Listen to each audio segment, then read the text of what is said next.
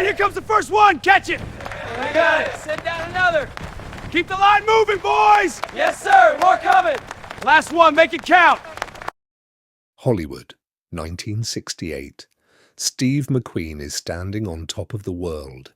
He's the highest paid actor on the planet, pulling down more money per picture than anyone who ever stood in front of a camera. Women want him. Men want to be him. He's got the looks, the talent, the cars, the motorcycles, and that indefinable quality they call cool. He is, without question, the king. But if you worked in the studio system back then, if you were one of those executives cutting the deals, you knew something else about Steve McQueen. The man was, in your opinion, cheap, greedy, even.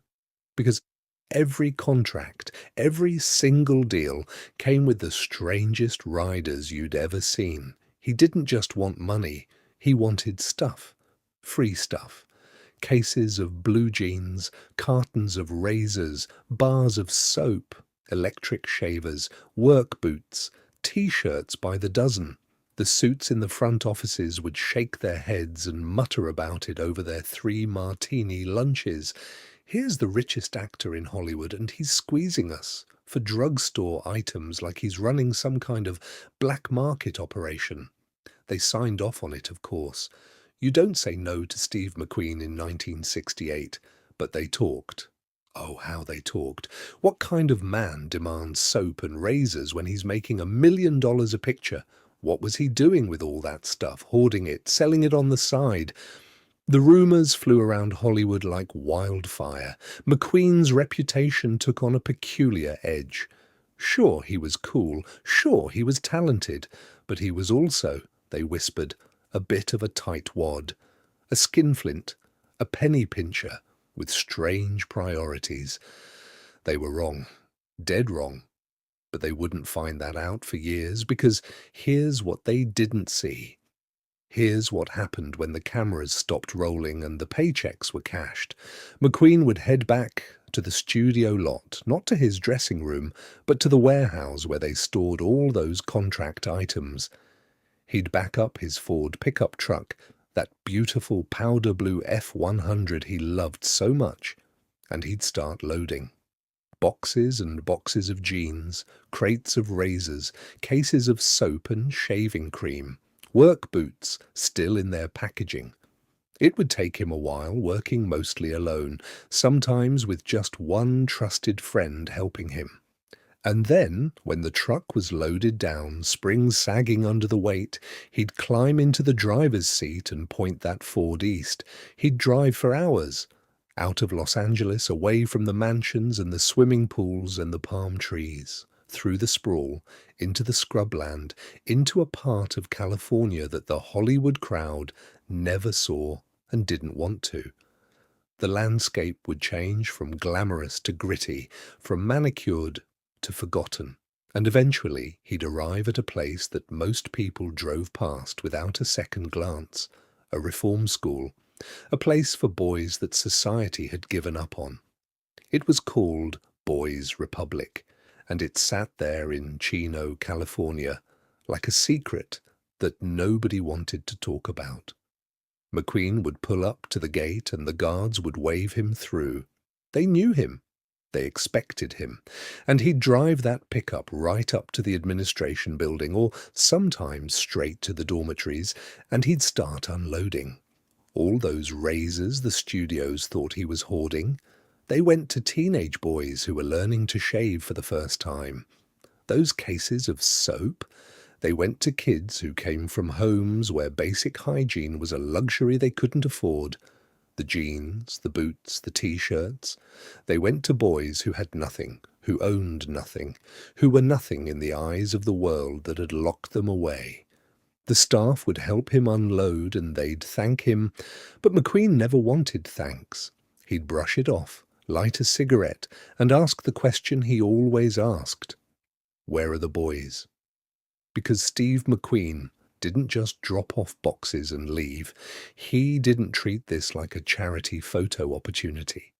There were no cameras, no press releases, no publicists documenting his generosity for the newspapers. He stayed. He'd walk into the recreation room, or the workshop, or the dormitory, and he'd sit down with the kids. He'd play pool with them, his movie star hands gripping a cue stick just like theirs. He'd talk to them about cars, about motorcycles, about life. He'd tell them stories about the film business, but he'd also tell them other stories, harder stories, true stories, and eventually he'd tell them the story they needed to hear most. "I was you," he'd say. "I was sitting right where you are." Because that was the secret that Hollywood didn't know, or had forgotten, or had never cared to learn. Steve McQueen, the king of cool, the highest paid actor in the world, the man who made rebellion look like poetry, had been one of them. He'd been a kid at Boys Republic, not visiting, not touring, living there, locked up there. He'd been a forgotten boy in a forgotten place. And if you wanted to understand Steve McQueen, if you wanted to know where that dangerous edge came from, where that rebellious streak was born, where he learned to keep his guard up and his fists ready, you had to start there. You had to start with the boy he'd been before the world knew his name. Steve McQueen's childhood wasn't the stuff of Hollywood legend, it was the stuff of American tragedy. Born in 1930 to a teenage mother who couldn't handle him and a father who disappeared like smoke, he was passed around like an unwanted package. His mother would leave him with relatives, with strangers, with anyone who'd take him for a while. He lived with his great-uncle on a farm in Missouri for a few years, and those were probably the best years of his early life. But even those ended. His mother came back, dragged him to Los Angeles, and promptly couldn't deal with him again. She was drinking. She had boyfriends. She had problems of her own.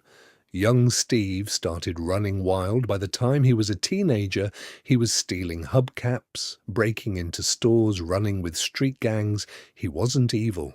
He was just lost. Angry. Desperate for attention, for structure, for something solid to hold on to in a world that kept shifting under his feet. The law caught up with him, as it always does, and a judge gave him a choice that wasn't really a choice at all. Boys Republic or Juvenile Hall. He chose Boys Republic. He was 14 years old. The place wasn't exactly a summer camp. It was a reform school, a last-chance institution for boys who'd run out of chances. The rules were strict. The discipline was real. You worked, you studied, you followed orders. But here's the thing, here's what made Boys Republic different from the other places Steve had been. It wasn't cruel. The men who ran it, they didn't hate the boys. They didn't see them as criminals or lost causes. They saw them as kids who needed direction, who needed to be taught that they mattered, that they could build something with their lives if someone would just show them how. McQueen struggled at first. He ran away, got brought back, ran away again. But slowly, something started to change. The structure started to feel less like a cage and more like a foundation. The work started to feel less like punishment and more like purpose. The men who taught him, who pushed him, who refused to give up on him, they started to feel less like guards and more like the fathers he'd never had. He learned to work with wood, with metal, with his hands. He learned that he was smart, that he was capable, that he wasn't the worthless piece of trash that his early life had taught him he was. By the time he left Boys Republic at 17, Steve McQueen was a different person.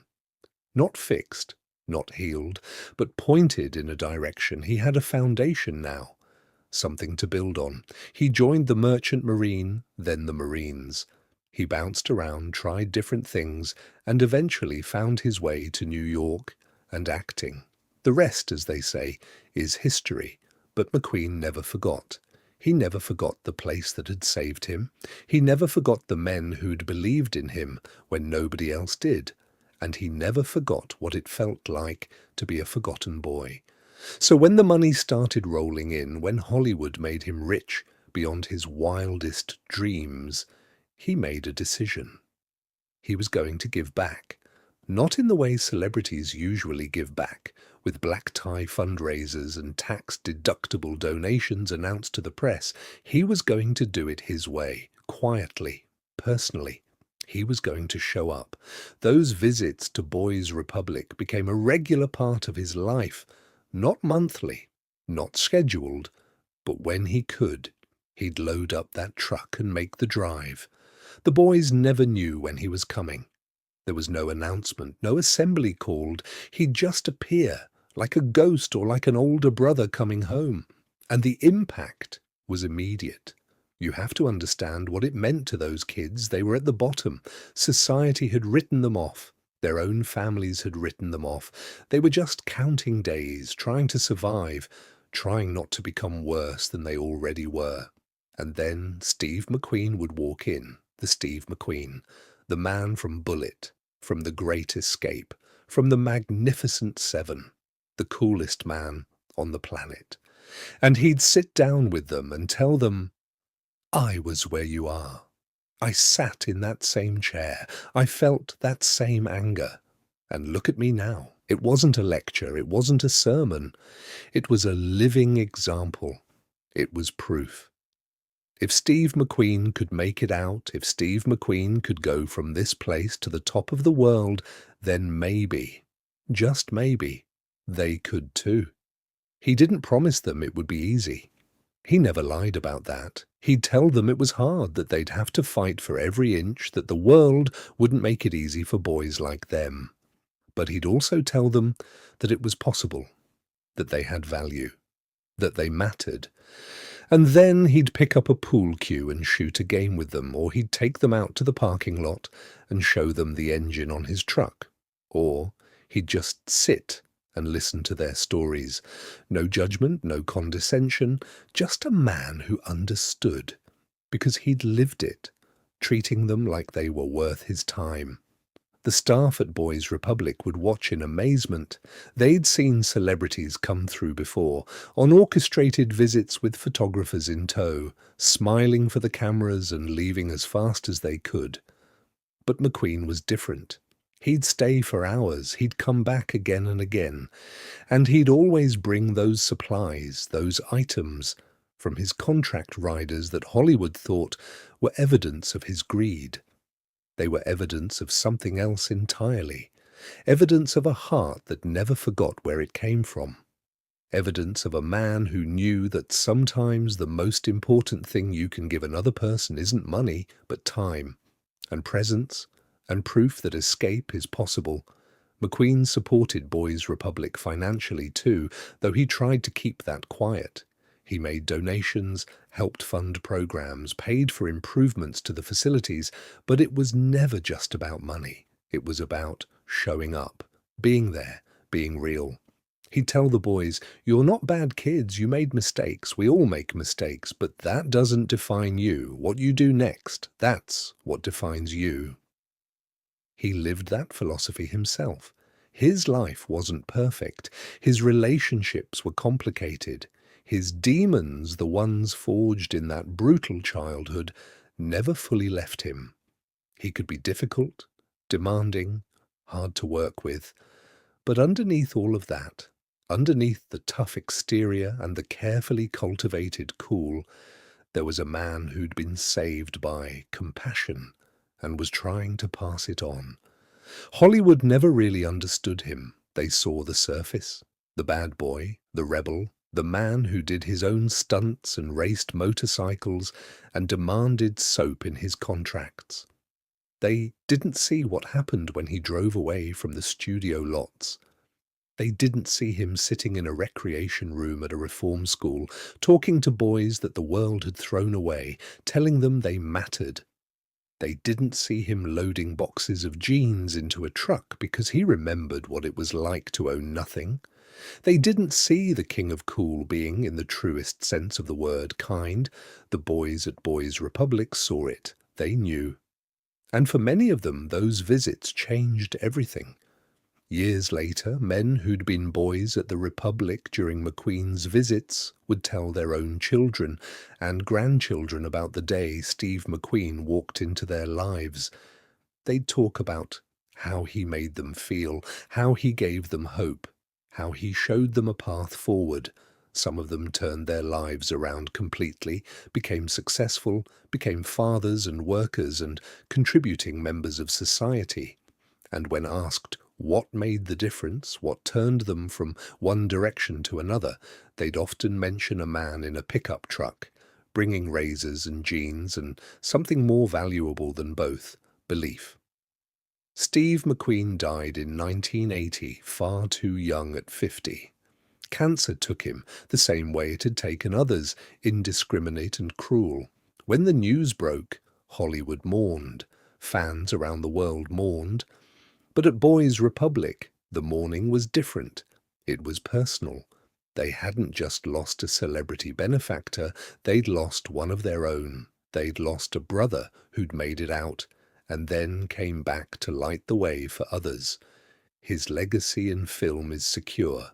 The movies remain. The performances remain. That iconic image of him on a motorcycle or behind the wheel of a Mustang or standing cool and dangerous in a dozen different roles, that remains. But there's another legacy, one that doesn't appear on movie screens. It's the legacy of a man who never forgot where he came from, who used his success not just to enrich himself, but to lift up boys who were walking the same dark road he'd once walked, who proved that you could be tough and tender, cool and compassionate, a rebel and a role model. The studios thought he was greedy, demanding all that free stuff in his contracts. They thought he was working an angle, playing a game, getting over on them somehow. They were wrong. Steve McQueen wasn't taking, he was giving. He was using his leverage, his fame, his position at the top of Hollywood's mountain to help kids at the bottom of society's valley. He was turning his contracts into care packages. He was turning his star power into hope. And he did it quietly. For years, almost nobody outside Boys Republic knew about it. There were no press releases, no photo ops, no public congratulations. That's not the way he wanted it. He wasn't doing it for recognition. He was doing it because it needed to be done. Because he'd been one of those boys and someone had helped him, and now it was his turn to help. That's the real Steve McQueen. Not just the king of cool, not just the highest paid actor in the world, but a man who drove a pickup truck full of razors and jeans to a reform school because he remembered what it felt like to have nothing. A man who sat down with forgotten boys and told them they weren't forgotten. A man who proved that where you start doesn't have to be where you end, that your past doesn't have to be your future, that even from the darkest places, even from reform schools and broken homes and streets that lead nowhere, you can build a life. You can become something. You can matter. Hollywood saw a difficult star. The boys at Boys Republic saw a savior. And the truth, as it often is, was more complex and more beautiful than either version alone. Steve McQueen was both. He was contradictions held together by an unshakable core. He knew who he was, where he'd been, and what he owed to the place that had given him a second chance. Long after the movies fade, long after the posters come down and the cars become collectibles, that legacy remains. In the lives of men who were once boys at Boys Republic, in the continuation of programs that help kids like McQueen once was, in the simple, powerful idea that success isn't just about how high you climb, but about whether you reach back down to help the next person up. Steve McQueen, the king of cool, understood that. He lived it. And in doing so, he proved that the coolest thing any of us can do isn't to look good or get rich or become famous. The coolest thing we can do is remember where we came from and help others find their way home.